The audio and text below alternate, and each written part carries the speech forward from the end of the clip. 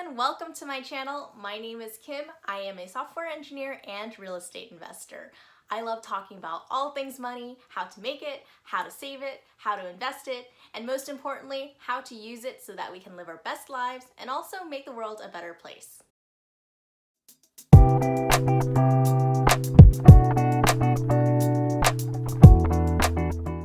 Today I'm going to be answering questions on the personal finance subreddit. This is actually where I learned all of my personal finance skills. So if you haven't checked it out already, I would highly recommend you take a look at their wiki and how to handle money directive. It just go through all of the steps, step 0 to step 7, and afterwards you can read through the posts and learn from people's different situations. Okay, so let's get started. So the first question we have is, does it make sense to refinance a mortgage a second time in a year, US, Colorado? Hello.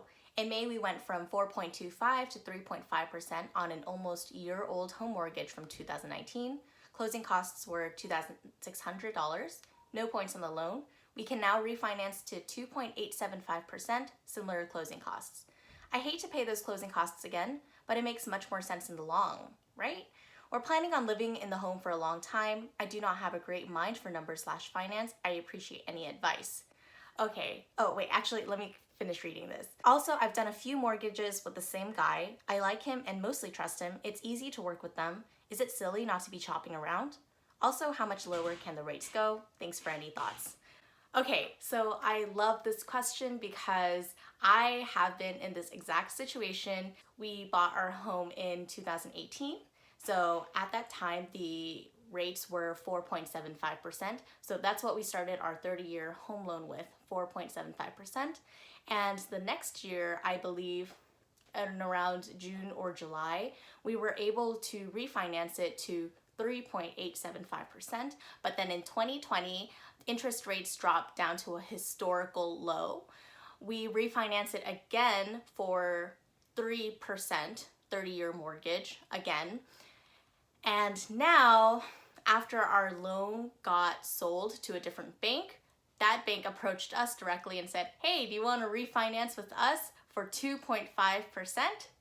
So let me walk you through all of that in summary. So that means we would potentially refinance 3 different times in less than 3 years. If your main goal is to not pay any unnecessary fees like the closing costs, then okay, maybe a refinance doesn't make sense for you, but let's take a look at the numbers and see how it could possibly make sense. When you refinance, you're lowering your monthly payment, and it's what you do with that lowered monthly payment that really helps you determine if a refinance is worth it. So in this spreadsheet, I made up 4 different scenarios. The first scenario being you never refinance. The second scenario being you refinance only once, just from 4.25% to 3.5%. The third scenario being 4.25% to 2.875%. And the fourth scenario being refinancing both times, from 4.25% to 3.5%, and then again from 3.5% to 2.875%. And here's just a general overview of the math that I did. I have the current mortgages here, and after 11 months, they are presented with their first refinancing option. So this one doesn't take it, this one does take it, and I rolled up the closing costs into the loan. And you can see that they start investing the difference between their new monthly payments. So I am assuming that with this extra savings, you are going to be investing it. So that's how you make this worth it, how you make the refinance worth it. So at the very end, you can see that never refinancing, you're paying $154,196 in interest.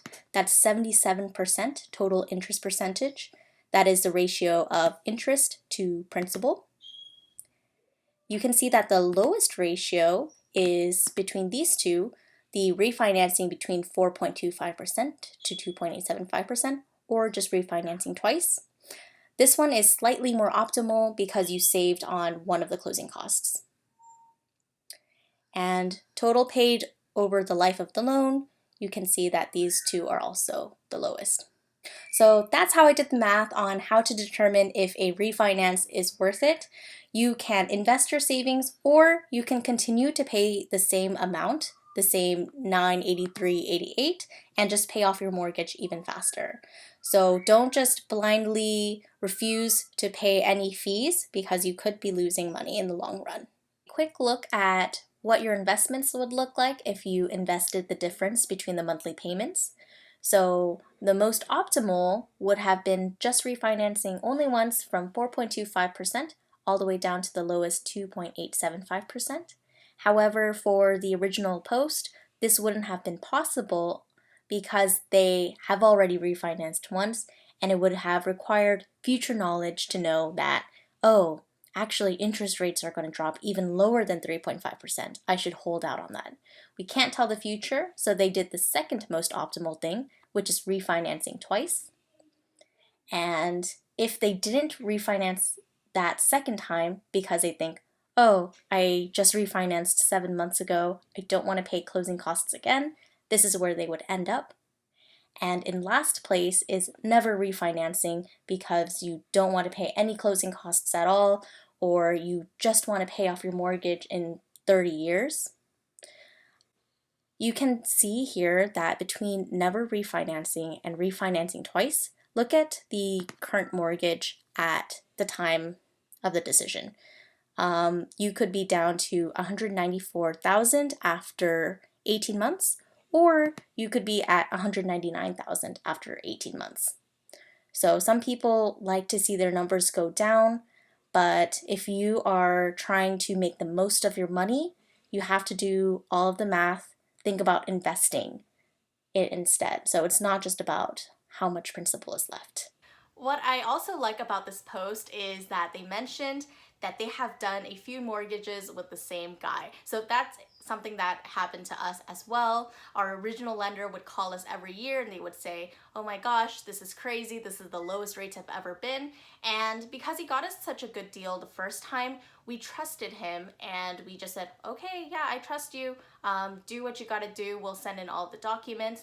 But this last time with the new bank that bought our loan, when they approached us, they were actually able to offer us an even lower interest rate and with no closing costs. So that's the part that really gets me because I feel like that old mortgage lender knew that we trusted him, so he felt that he could nickel and dime us with the closing costs because we didn't know any better. We ended up paying, I would say, about $9,000 the first time for the first refinance from 4.75% to 3.875%. And I believe we paid points too. So that we really didn't need to do that. And what he did was he rolled up the costs of the closing costs into the loan. So our loan actually got bigger. And the second time, we paid about $4,000 in closing costs, also rolled up into the loan. But this new bank is an even lower interest rate with no closing costs at all. So I feel a little bit upset that the lender would do that to us, but you know, it's business, and I would always say shop around for sure. Okay, so this is another great question. The question is, considering moving in with a friend to reduce housing costs, need some input first. I currently pay $11.50 a month in rent, not including utilities, internet, cable, etc. A good friend of mine just closed on a house and I'm considering moving in with him to cut down on my housing costs. And he's a great person, reliable friend, no qualms about sharing a space with him. My question is, if I do that, what costs should I be helping with and what costs should I not be helping with, if any? Am I obligated to pay his PMI, taxes, and basically any other expenses outside of mortgage payment, utilities, internet cable, and maintenance? Another great question, because what his friend is doing is called house hacking. So house hacking is when you buy a house, you get some roommates, and you basically charge your roommates rent so that it covers part or all of your mortgage payments. So you're building equity in this house and you're also not paying the full mortgage price. So really great move on his friend's part. So what this person is asking is, are they responsible for costs outside of the mortgage, like PMI, taxes, insurance, etc.? And I would say that if this person's friend has already done the numbers, this friend would just say, okay, this is the rent, and that rent should partly cover the PMI, taxes, and insurance, blah, blah, blah. But it's not something that you explicitly have to say like, oh, this part of the rent is for PMI, this part of the rent is for taxes. If you are not on the loan, then you are not going to be directly paying the PMI taxes, but the person you're living with, the person who is on the loan and who does own the property, they may be passing on those costs to you. So yeah, great question, really great move on the part of the friend for house hacking. I love this question because I love it when young people start thinking about finances.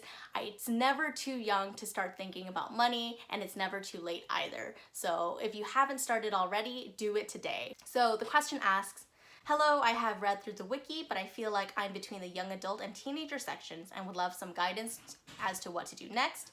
Basically, I decided that I would start working as soon as I could at age 16 and use the time between 16 to 22, graduate college, and hopefully start career at 22 to build up as much money as I can since I have little to no expenses during this time.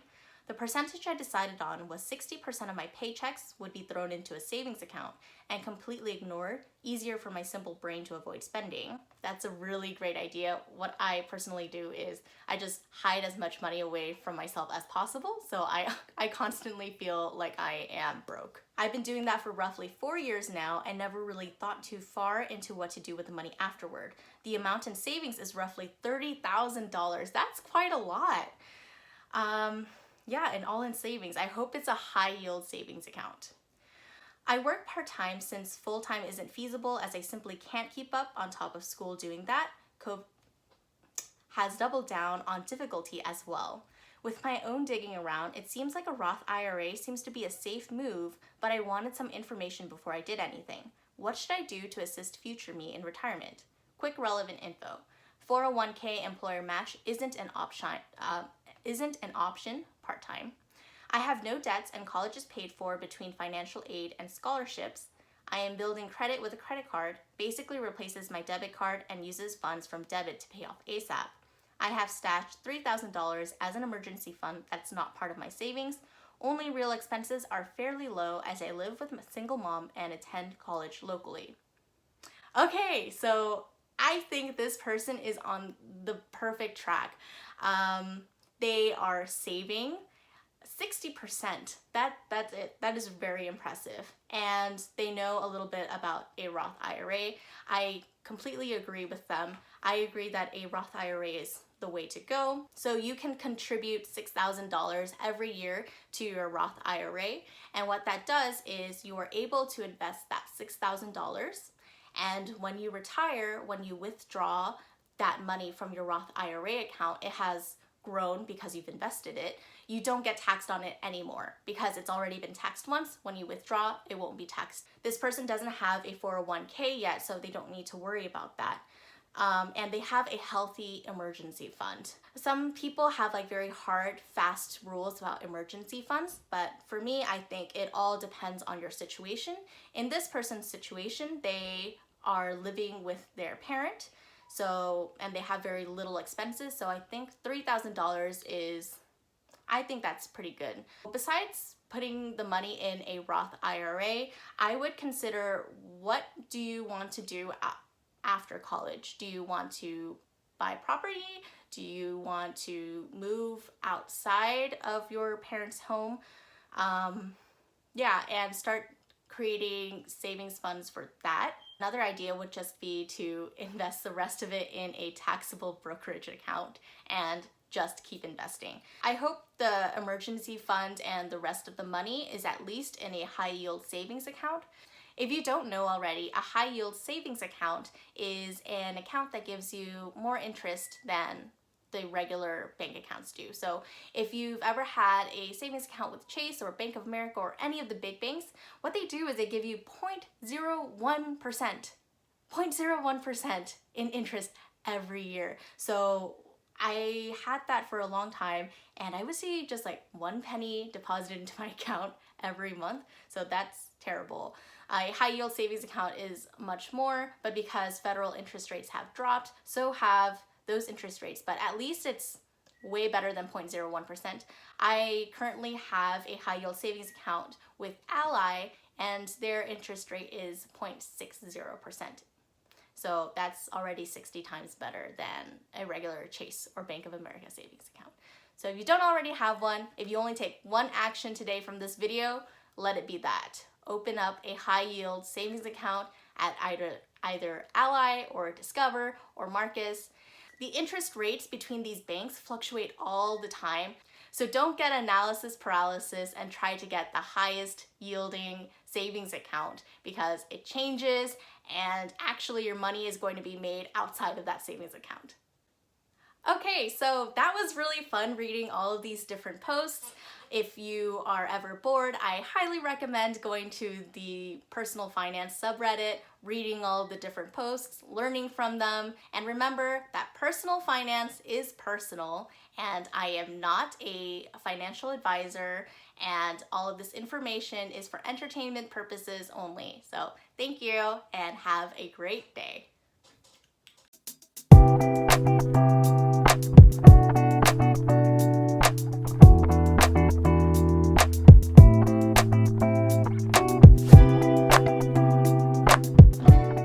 So you're still here.